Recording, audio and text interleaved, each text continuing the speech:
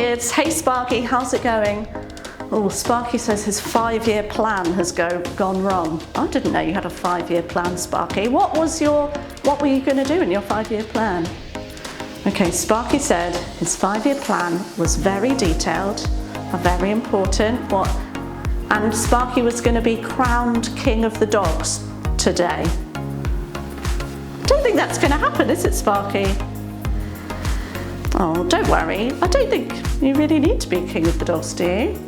You do. Well, let's have a watch of this Spark Kids episode and see if that teaches us anything about this situation. Let's go.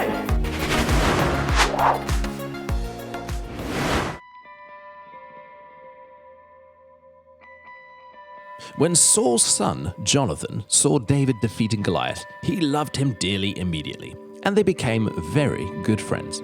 Saul asked David to stay with him, and David became part of the army.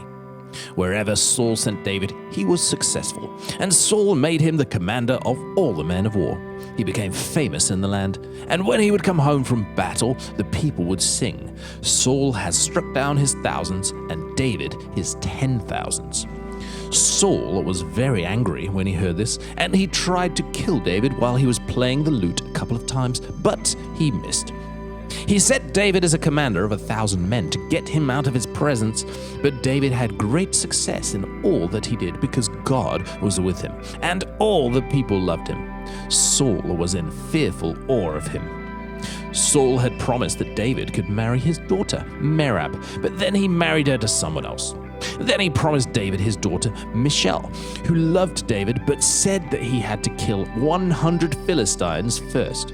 Saul was hoping that David would be killed by the Philistines, but David was triumphant and married Michal. Saul told his son Jonathan to kill David, but because Jonathan loved David, he refused and went to warn David of his father's plan.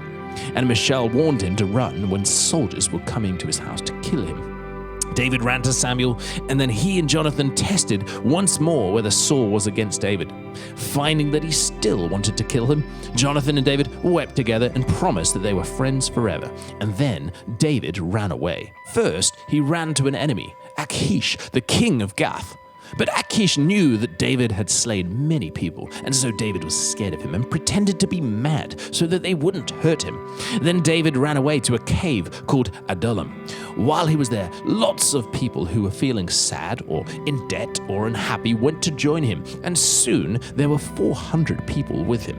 From then on, David was running away from Saul, and Saul was going further and further away from what God wanted. One time, David and his men were hiding in a cave, and Saul went in there to go to the toilet. David's men told him he should kill him, but David only went and secretly cut off a piece of Saul's cloak. Afterwards, David felt terrible that he had cut the cloak, as Saul had been God's anointed leader. He went outside and bowed before Saul, saying, "Why do you listen to words of men, saying that I seek to harm you? See, I could have killed you today, but I did not. I did not seek to kill you." After that, Saul wept and made David swear loyalty to him, and David did. Soon after this, the prophet Samuel died. Saul started to pursue David again, and again David spared his life.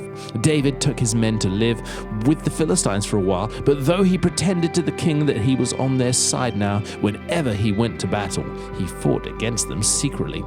Finally, in a big battle between the Philistines and Israelites, Saul and his sons died. When David heard this, he wept and was very sad, and sang a song about Saul and Jonathan. After this, David was made king of Judah, and then he battled against some of Saul's men until he had defeated them, and he became king of Israel too.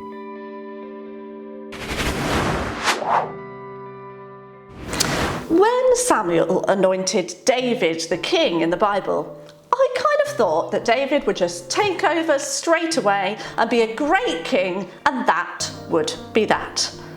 But actually, there's just loads of mess. There's battles and betrayals and confusion and all sorts of things going on.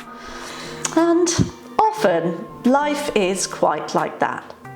We expect things to go one way that we've imagined and everything's going to be great and completely fine. But then it gets messy. things go wrong. Things are complicated.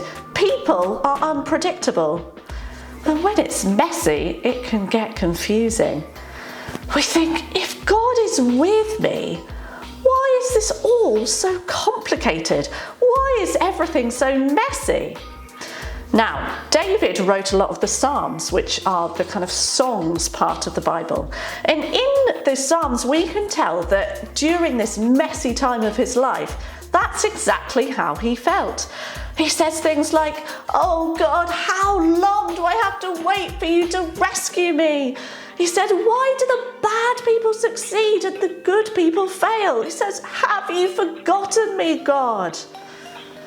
But when we look from our perspective now at all the mess in David's life, we can see that even in the middle of the mess, God was at work. He put people there like Jonathan and Michelle to rescue him. He protected David from the Philistines again and again and again. He surrounded him with these people who became his warriors. And he finally, after years and mess and complication, he did make David the king. Because Spark Kids, God is not stressed about mess. In fact, he kind of expects it. It's only us humans who, for some reason, expect the road and life to be easy and mess-free. But even in the middle of the mess, God is faithful. He can see beyond it, he can see through it, and he can and always does see you right in the middle of everything. In the middle of the mess, sure, David let out his feelings in the Psalms, his worries, his sadnesses, but he also remained obedient to God.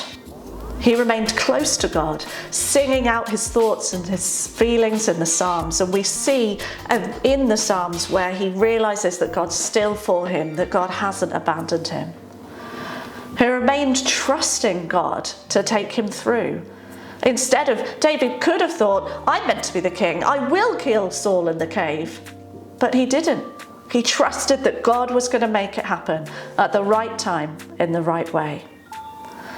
Now, when we're in the middle of the mess, it's hard to stay close to God, to stay obedient, to stay trusting.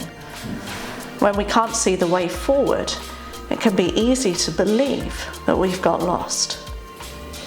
But God has you. He's with you. And he's working right in the middle of the mess.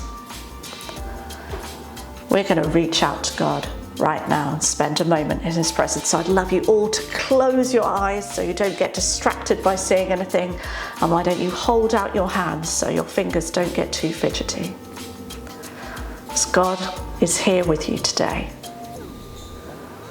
He wants to be with you, to spend a moment with you. Maybe there is something in your life that feels a bit messy at the moment, that feels like it's not going the way you wanted it to, where you can't see what's going to happen. But God knows. He's with you. Why don't you tell him about that thing in your mind? Why don't you lift it to him? He's going to take you through, and he's right there with you. Why don't you pray after me? Dear God, thank you that when it feels like everything's a mess and I don't know what to do or where to go, you're there. And you know the way forward, and you're with me and working for me. You are amazing. Please let me see you in the middle of the mess.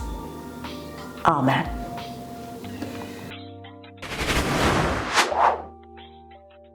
Okay, Sparky, so maybe your 5-year plan to become King of the Dogs didn't work out, did it? No.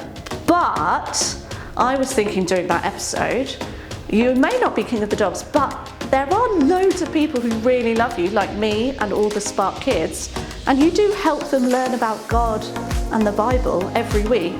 So that's all pretty cool, isn't it? So maybe you don't need to be king of the dogs and God is working in your life already. Yeah, so that's pretty cool, isn't it? Anyway, to celebrate that God is always with us and that it's going to be a lovely week, we are going to make this awesome lolly bunting flag thing. It's going to be really fun and we can't wait to see what we do. And we'll see you next week. Bye!